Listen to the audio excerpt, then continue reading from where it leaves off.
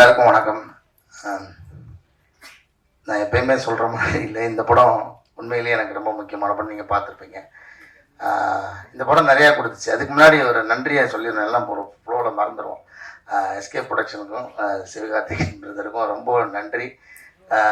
எப்போ ஒரு சாதாரண ஒரு 10 ரூபாய்க்கு தண்ணி பாட்டில் வாங்கினா கூட என்ன லேபிள் விட்டுருக்குன்னு பார்ப்போம். அந்த மாதிரி உள்ளுக்குள்ளே இருக்கிற ப்ராடக்ட் வந்து எவ்வளோ ஸ்ட்ராங்காக இருந்தாலும் மேலே விட்டுருக்கிற லேபிள் ரொம்ப முக்கியம். அந்த வகையில் எஸ்கே ப்ரொடக்ஷனில் ரிலீஸ் ஆகிறது எங்களுக்கு ரொம்ப பெருமையாக இருக்குது, எங்கள் டீமுக்கு. நான் நம்புகிறேன். இந்த படம் எனக்கு என்னோட வாழ்க்கையிலே ரொம்ப நெருக்கமான நிறைய விஷயங்களை வந்து தச்சு விட்டுருச்சு. நான் தான் ஃபஸ்ட் டைம் அவர் கமலக்கண்ணன் சார், அது அவருக்கும் நன்றி சொல்லிடுறேன். அப்புறம் நன்றி சொல்ல வந்துருவார். இந்த படத்தில் வாய்ப்பு கொடுத்ததுக்கு நன்றி ஐயா. ஒரு நாள் ஒரு காஃபி ஷாப்பில் அந்த கோவிடுக்கு அப்புறமா மீட் பண்ணலாம், ஒரு கதை ஒன்று இருக்குது நான் சொல்கிறேன் அப்படின்னு சொல்லி சொன்னார். அதுக்கு முன்னாடி அவர் எங்கள் ஷெட்டில் ஆடும்போது பார்ப்போம், அவ்வளோதான்.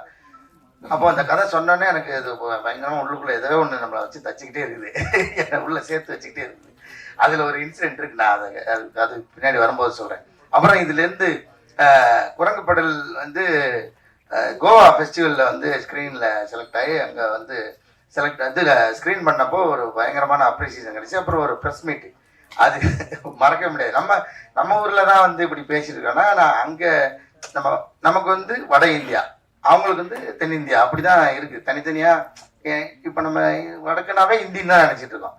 அப்போது நாங்கள் ஒரு 5 பேர் அந்த ப்ரெஸ் கிளப்லேருந்து எல்லோரும் உட்காந்துருக்கும் போது, ஒன்று ஹிந்தியில் பேசுங்க இல்லை இங்கிலீஷில் பேசுங்கன்னு சொல்லி அந்த விரிவுரையாளர் எப்படி சொல்கிறது தெரியல, அவங்க வந்து சொல்கிறாங்க, ஹோஸ்ட் பண்ணுறாங்க.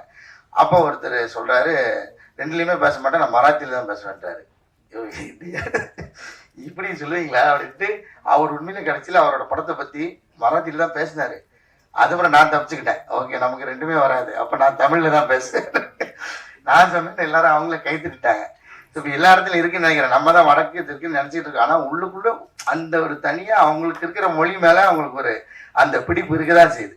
ஸோ அதை நான் அங்கே பார்த்தேன். அப்புறம் ரெட் கார்பெட்டில் நடந்து போகும்போது இது முடிஞ்சோடனே திருப்பி அடுத்த டீம் வந்து கிடா வந்தது. நான் அப்படி போனேன், இல்லை உங்களுக்கு முடிஞ்சிச்சு போங்க, நீங்கள் அவ்வளோதான் முடிஞ்சிச்சு. அவங்க அந்த ஹோஸ்ட் சொன்னாங்க, இல்லை நான் இந்த படத்துலையும் நடிச்சிருக்கேன் அப்படி. அங்கே ஒரு கன்ஃபியூஷன் ஆயிடுச்சு. ஆக்சுவலாக அந்த ஜூரிஸ்லாம் கூப்பிட்டு பாராட்டினாங்க, ஐயோ அதாவது நல்ல படங்களாக தேர்ந்தெடுத்துருக்கீங்க அப்படின்னு. ஆனால் உண்மையிலே சொல்ல போனால் நானாக இதை தேடி இது இப்படி எனக்கு இப்படி பிடிக்கணும், அந்த இடத்துல இப்படி ஒரு பண்ணி அப்படி காட்டிடணும் அப்படிலாம் நான் பண்ணலை. யதார்த்தமாக அவங்க என்னை கூப்பிட்டு எனக்கு ஒரு வாய்ப்பு கொடுத்தாங்க. நான் இந்த இடத்துல வெங்கட்டு நன்றி சொல்லிக்கிறேன், கிடா டேரக்டருக்கும். அது மறக்க முடியாத மொமெண்ட்ஸ்.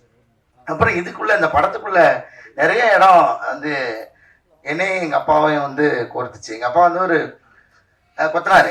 அவர் வந்து அவரோட சம்பளத்தில் கொஞ்சம் கொஞ்சமாக மிச்சம் வச்சு ஒரு பழைய சைக்கிள் வாங்கி தான் ரெடி பண்ணார். இந்த படத்தில் இருக்கிற மாதிரியே ஒரு சைக்கிள் கடையில் ரொம்ப நாளாக ரிப்பேர் பார்க்காம கிடந்து போன ஒரு சைக்கிளை 150 ரூபா நினைக்கிறாரு. அந்த காசுக்கு வாங்கி தான் அதை ரெடி பண்ணி அப்போ ஒரு 50 ரூபா என்னமா செலவாச்சு. அதை ரெடி பண்ணி அதில் தான் நாங்கள் சைக்கிள் கற்றுக்கிட்டோம். அதுக்கு முன்னாடி வாடகை சைக்கிள், அதுக்கப்புறம் தான் வாடகை சைக்கிள் எடுத்தோம். வாடகை சைக்கிள் ஓட்ட திறன்னா கொடுக்க மாட்டாங்க, எனக்கு கீழே போட்டு உடச்சிரோன்ட்டு. இந்த சைக்கிளில் பழகிட்டு அதுக்கப்புறம் வாடகை சைக்கிள் எடுத்துலாம் ஓட்டினா. அது எல்லாமே நிறைய அனுபவம் வந்து எங்களுக்குள்ள இந்த கதைக்குள்ளே என்னை வந்து கோர்த்து தச்சிச்சு. அதில் இன்னும் மறக்க முடியாத ஒன்று வந்து, நான் வந்து நீங்கள் பார்த்துருப்பீங்க, அந்த சீன் சொல்லாமான்னு தெரியல. ஓகே சொல்கிறேன்.